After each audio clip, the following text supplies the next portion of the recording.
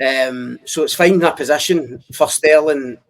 Do you bring him in place of Tavernier? I honestly think it's getting to that point.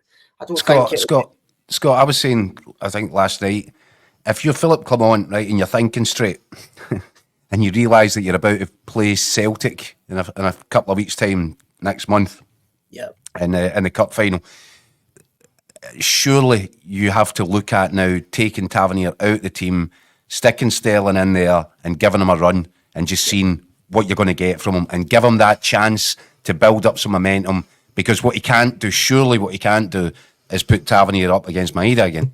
Exactly. So surely now is the time that you go to Dujon Sterling and say, right, I'm going to give you a run of games here, let's see what you can do. Surely that has to be part of his thinking, if he's thinking straight.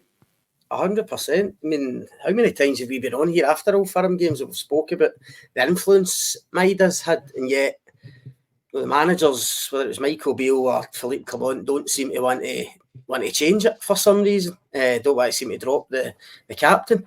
Well, sorry, just to jump in, Scott, do you think that's because up until now, Tavernier has always come up with a goal?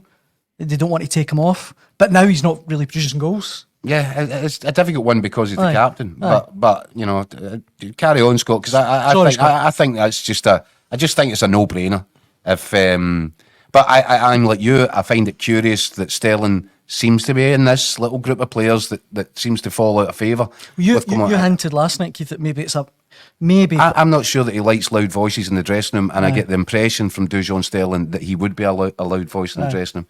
Todd Cantwell, loud voice in the dressing room. Is anybody looking at this current Rangers team and really suggesting that Todd Cantwell wouldn't make it better? There's a whole bunch of curious decisions, and I'll come back to another one because Andy's brought it up when talking about Danilo.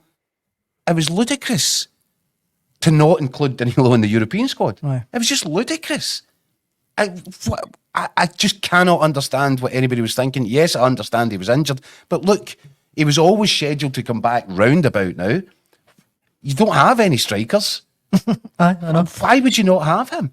How they've left themselves in this situation with striking. Unbelievable.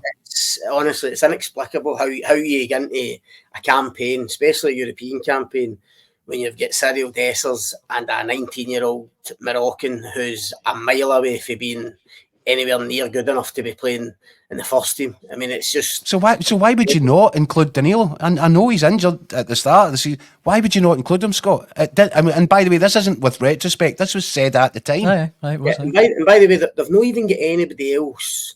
Remember the run to Seville when Rangers were short of strikers because Morelos was injured or off form, whatever, and Van Bronckhorst had to turn to Joe Aribo, who actually did the final. Scored in the final, and he played that in the build-up to the final. Rangers haven't even got anybody in the squad, anybody else that's capable of doing that kind of job. Mm-hmm. So he purely left himself with Dessers and Egerman, which just defies belief. And just to go back in Sterling, just one thing. To me, the thing this Rangers team really lacks is runners. Guys that are going to run on. Sterling runs for fun. I mean, he's an absolute machine. And yet, he can't get a game in this team. I mean, we're talking about Celtic, the pace and the intent. Celtic players run all day. You seen that last night. To me, Rangers are a mile away from that. And I go back to the game on Sunday.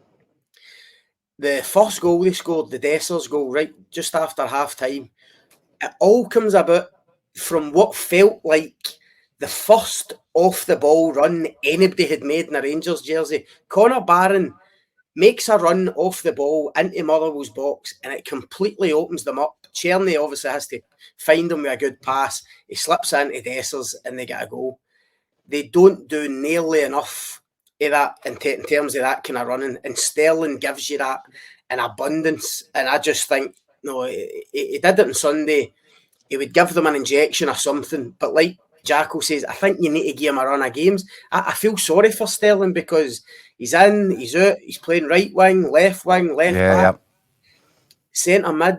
He's got to get a run, and his natural position is right back. And I know it's tough leaving a captain out, but James Tavernier has had a relatively poor season by his own high standards.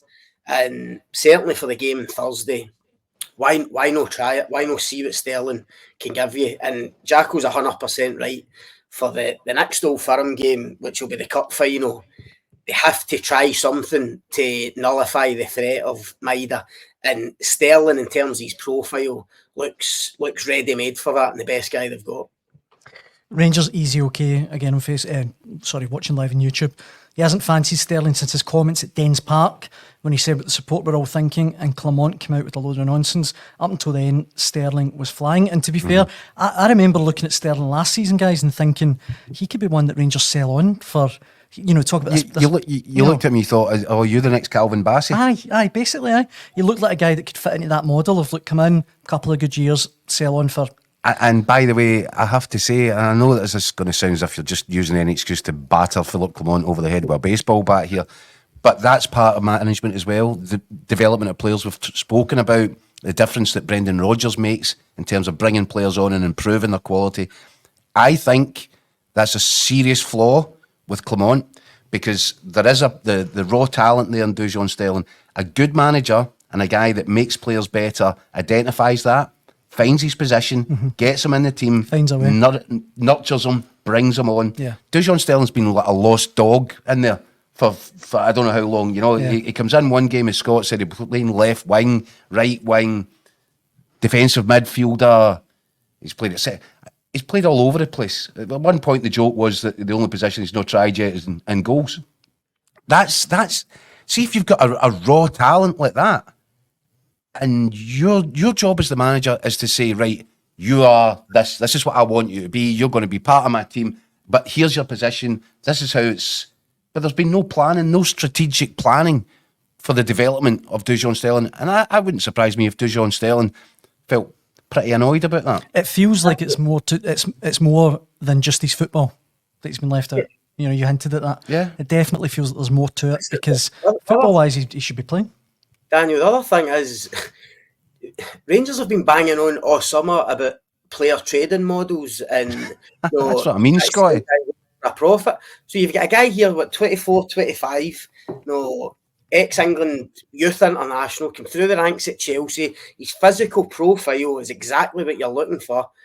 He's impressed pretty much every time he's got a run or a start. And yet for some reason, Rangers seem hell-bent on decreasing his value as the season goes on, by either not playing him or playing him in the wrong position. It's astonishing. Just doesn't make any sense.